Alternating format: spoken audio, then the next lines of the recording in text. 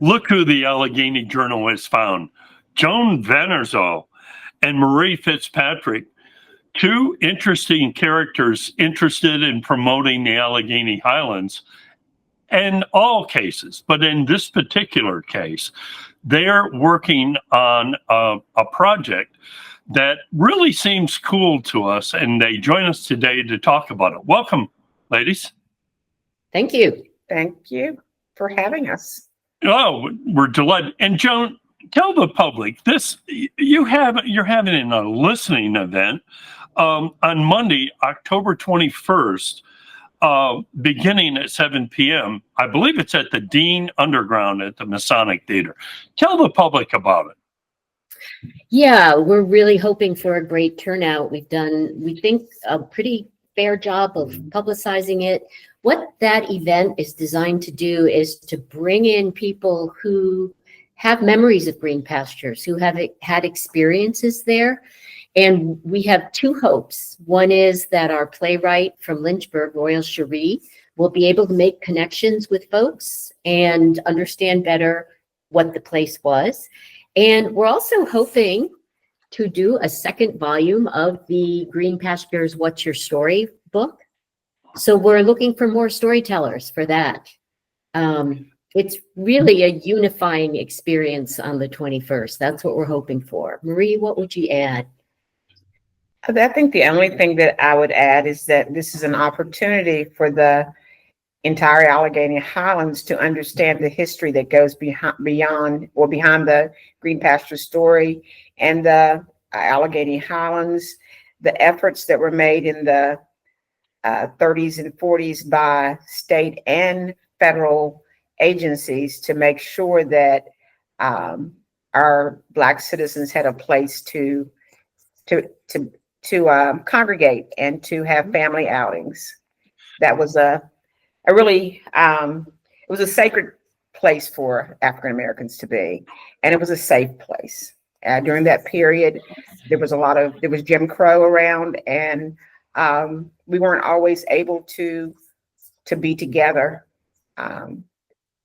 together with our race as well as with our other people. So, Marie, this is a big deal. It may not be to, once people understand the history of this, if they relate it in any way to our reality today, about a third of them are going to say that's not possible.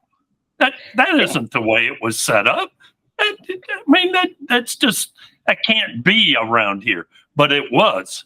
Yeah, that's what people really need to understand, that it was that way, and the reasoning was not always justified, but it did happen. And I think our children and even local residents need to understand that it was a reality, yeah. And we need to be able to bring that out. And I remember I was just going to share that when my kids were preschoolers back in the 80s. I used to take them out to Green Pastures to swim. I had no idea what the history of that park was. None. And so when I came back here after I retired, I learned that this was this amazing, very unique spot. And I never even knew it. And I couldn't figure out, how could we not have known that very significant history of this park?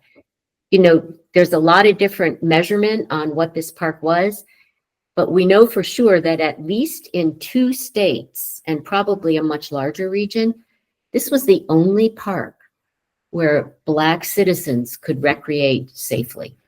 The only place. That's, it's incredible.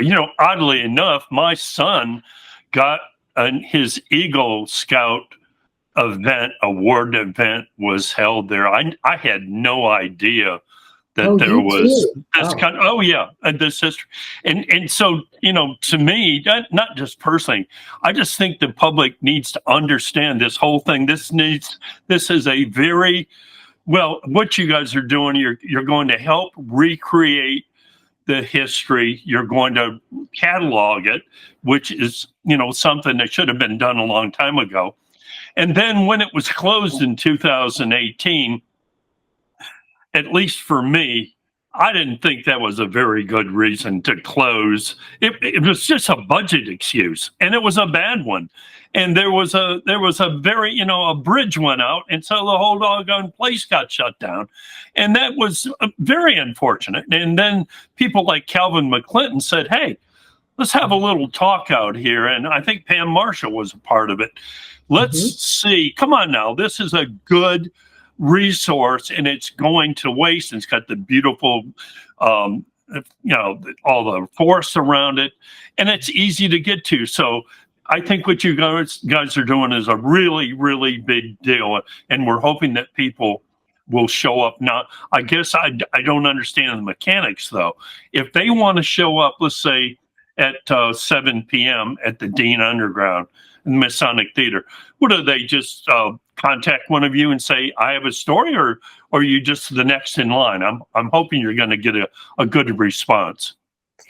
Well, we're hoping to contact people in advance so that they can sign up, but there will be a sign-up sheet for everyone to sign up, and hopefully they'll have a story that will fit into a 5 to 7 minute slot, and that's the way it's going to go for this particular listening session. I don't know that we'll have another one after this, but for this one, we're hoping for a good turnout, and that we will be able to get some good stories and maybe some different stories. Yeah. And not necessarily just from the African American community. I talked to a local resident that said that they were there in 1976 for their pre-prom. They may not have known the story behind, but the area has been utilized by everyone. Of course, initially, the federal government could not say this was a sign that said blacks only or that it was segregated. They couldn't do that. But they also deferred to the state, and the state could do that with their properties, but they could not do that with a federally owned property. This story just needs to be told. And I know, Joan, you're really great at this storytelling set of projects. And so congratulations to both of you for taking the time to really make this come alive again. And Marie, I believe you said you had a little something else to add. I do. There's a quote that I'd like to put in. When Green Pastures was first opened, it was the only U.S. Forest Service recreation site open to Black citizens in Virginia, and remained one of the few sites in the Central Appalachians through the 50s. Many believe that Green Pastures came from Psalm 23. He maketh me lie down in green pastures. He leadeth me beside still waters, indicating the safe refuge that Green Pastures was to the Black community. This is a fascinating piece of history, yet very few people today know about it. Wow, that was really nice. What a great add-in. And it's all going to happen on Monday, October 21st, beginning at 7 p.m. And we thank you both for joining us. Thanks so much for asking, and we appreciate you very much. Thanks, Jerry.